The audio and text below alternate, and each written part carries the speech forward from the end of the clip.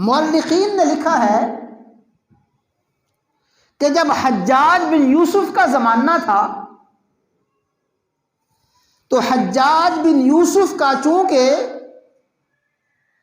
عام طرز اور طریقہ تھا، بات بات پہ لوگوں کی گردنیں اڑا دو، بات بات پہ قتل کر دو، کوڑے مروا دو۔ ہزارہا انسانوں کو حجاج بن یوسف نے قتل کروایا۔ تو مورخین لکھتے ہیں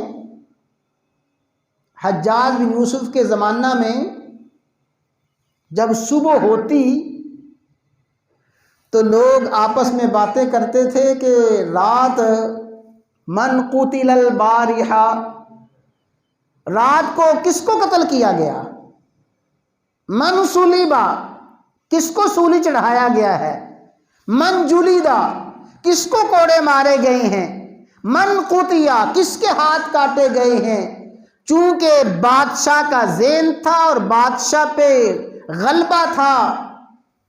سزائیں دینے کا، قتل کرنے کا، تو پورے معاشرے میں یہی باتیں ہوتی تھیں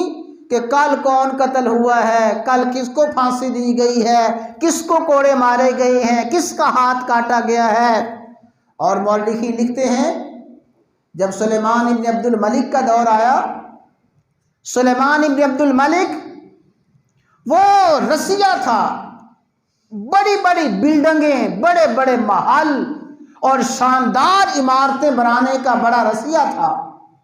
اور بڑے باغات، عمدہ سے عمدہ باغات، درخت لگانے کا شوقین تھا۔ تو سلیمان ابن عبد الملک کے دور میں معاشرے میں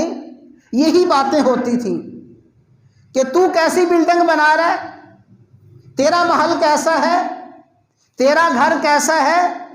تو نے کیسا باغ لگایا ہے، تیرے باغ میں کون کون سے درخت ہیں، تیرے باغ میں کون کون سے پھل اور پھول ہیں۔ سلیمان ابن عبد الملک کی جو ذہنیت تھی وہ پورے کے پورے معاشرے کی ذہنیت بن گئی تھی۔ اور اسی طرح ولید ابن عبد الملک جو اس کا بھائی تھا، جب ولید بادشاہ بنا تو ولید کا شوق تھا نت نئے نکاح کرے، نکاح کی کثرت، کھانے پینے کا شوقین،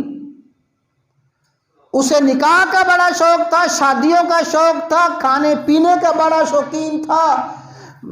عجیب سے عجیب خوراک، نئے سے نئے کھانے، جدید سے جدید کھانے اس کے سامنے پیش کیے جاتے تھے، اس کے لیے بنائے جاتے تھے۔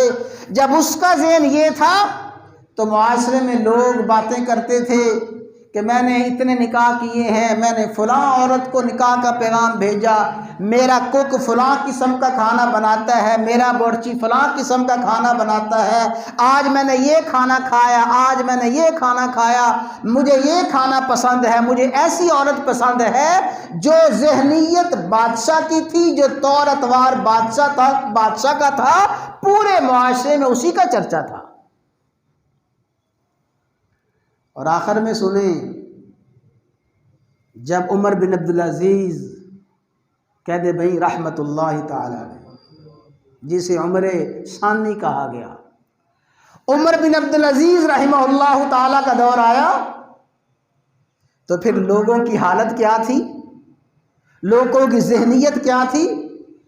عمر بن عبدالعزیز رحمہ اللہ تعالی کے دور میں لوگ آپس میں باتیں کرتے تھے، بھائی تو نے کتنے سپارے حفظ کیے ہوئے ہیں، تو رات کا کتنا حصہ قیام کرتا ہے، تیری تہجد کیسی ہے،